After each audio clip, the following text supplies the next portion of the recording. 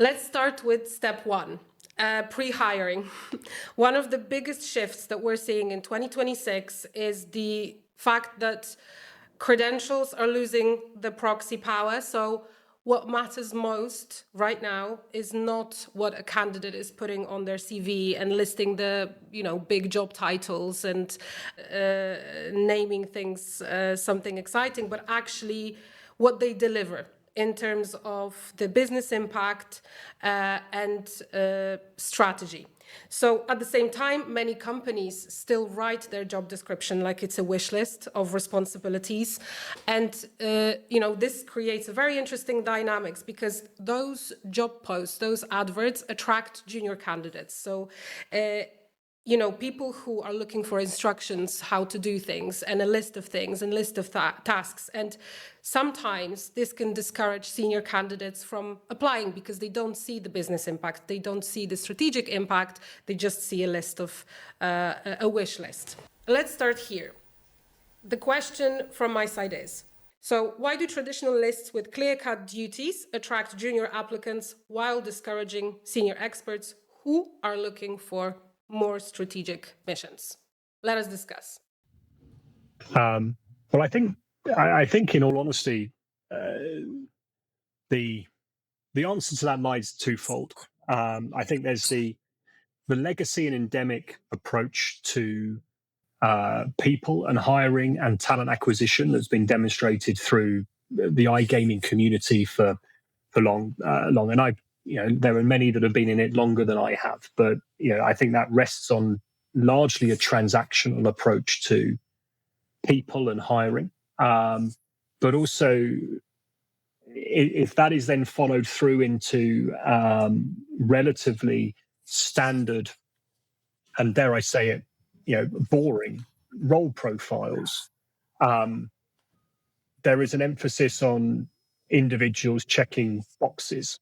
There's a level of comfort at a junior level with an understanding of, can I achieve the requirements? Do I meet the requirements of the role? And my measure of that is, they've asked for something, by way of experience, or skill set, and can I meet that requirement? And it's a test, whereas I think as you evolve your career, as you become more senior, as you become more experienced, you're moving from essentially the reactive to the more proactive. Your interests lie in strategy, the value you bring to an organization, beyond simply being measured on output from a number of tasks. And I think that's, if the question is then, why are more junior people finding it easier to apply to roles? I think that's also by nature a maturing of the market. The day-to-day doesn't necessarily stimulate, senior people in the way that perhaps it used to. There is, we're an evolving industry. The rate of change within gaming is staggering. Every week there's something different, across the industry. There's also within organizations. And I think at a more senior level, the greater challenges and the more interest lie in what part do I play in shaping that, and where's my own responsibility and deliverable accountability to the mission and the transition of the organization. Whereas, I think in a standardized role brief, that typically will appeal to somebody, who is actively seeking a role, and I think progressively senior people are not, and also those that take comfort from being able to tick boxes in their own mind as to where their skill set and applicability sits. I would for sure agree with this, and I think that businesses need to shift the way of structuring our job descriptions and our adverts and conversations with candidates to talk more about what problems do we want our candidates and future employees to solve? What business impact should they have, rather than here is a checklist, like you said, tick, tick, tick, this person has X, Y, and Z experience.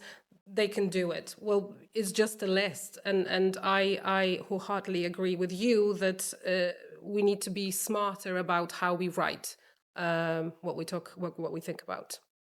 Sergey? Yeah, I would add some words about that. It's actually a challenge for us when the new people join our company.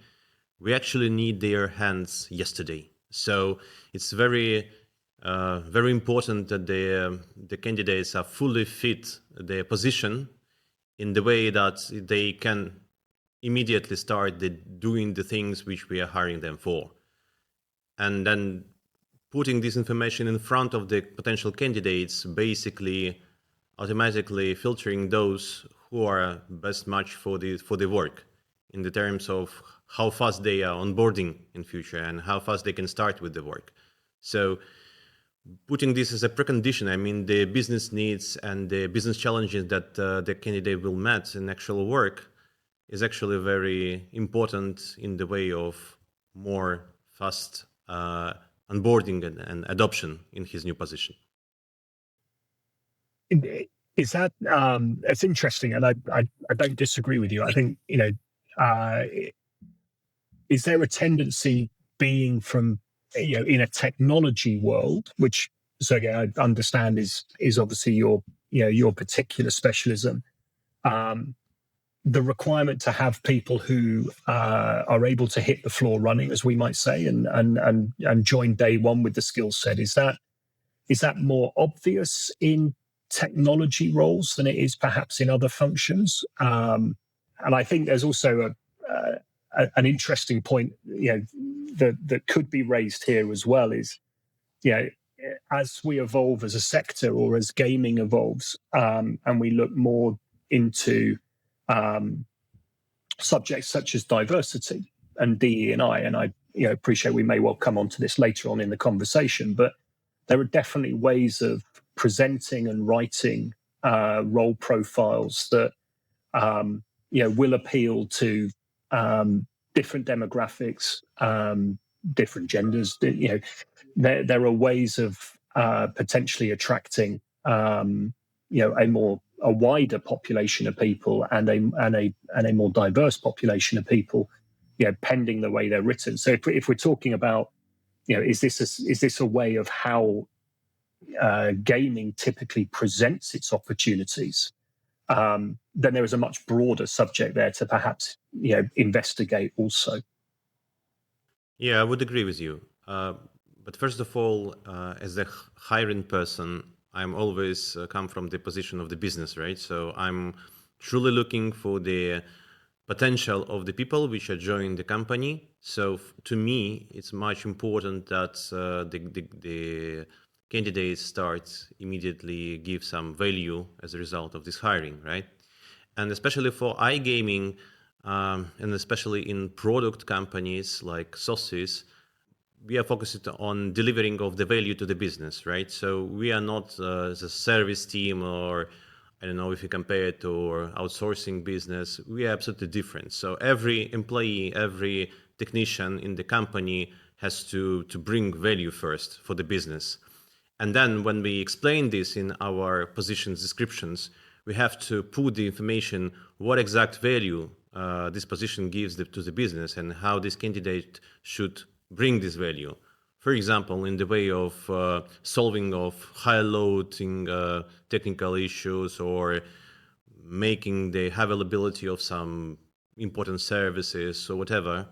And then this candidate can decide, does he fit these tasks in the way that he did this already, or he would like to do that, or she would like to implement such logic, etc., and this motivate them to get this position. So that's why it's important to put this in front with the candidates while you describing the position and making them understand what exact challenges they will meet. I think it's about marrying both, maybe, to kind of summarize what you said and what Andy is saying, that we obviously have to have some kind of requisition, and we have to have some boxes to check, especially in technical vacancies.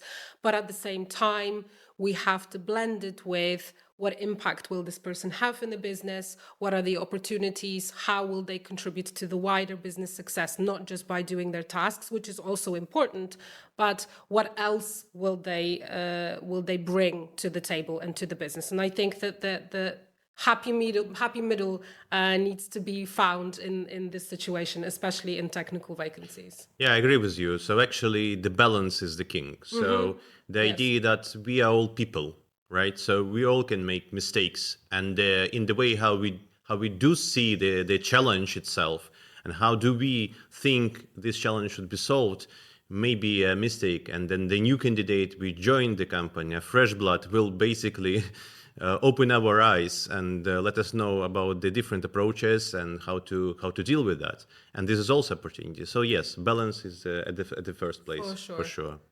Yeah. So the thing I was going to add was an opinion, which is that I think there are two sides to this. I think one is that jobs are written more of a descriptive wish lists of tick, have you done this? Do you possess that? I also think from the hundreds of CVs that I personally see, never mind the thousands we see across the business, that CVs are written in a very similar way. They are descriptors of what someone has done. And I think my advice to people I speak to daily is you need to bring out the achievements that you had within that role. I think technical hiring, Sergey, I think does come with certain tests that you can do from a technical perspective to see technical competency, whereas other roles, I think you need to highlight in CVs where you have achieved and helped the company. And I see so many, from senior, by the way, to middle, where it just says, I managed a team of 100, not what that team achieved, how you retained your staff, how you developed and coached and led those people, why that was important. It amazes me, to be honest with you, that is still something that misses from CVs as well. That was the thing, which I think, therefore, combining the two, a descriptive job and a descriptive CV, is very hard then to see the quality. It actually drives me to a very interesting idea that it works both ways. So yes, the candidates, they have to put this information in the CVs, but what they're actually looking for, I mean, those best experts, is having something in their work that they can proud of and they can put in this CV. And this is also very important for the employer to put such things in the way that you can, a little bit advertise the position in the way that the people can proud of the things that will do in this position, and they can put them in resume. And it becomes a circle then. Yeah. It's like it closes the loop, right? Very true. Agreed. Circle of life. Circle of life. Circle of employment, for sure. Okay.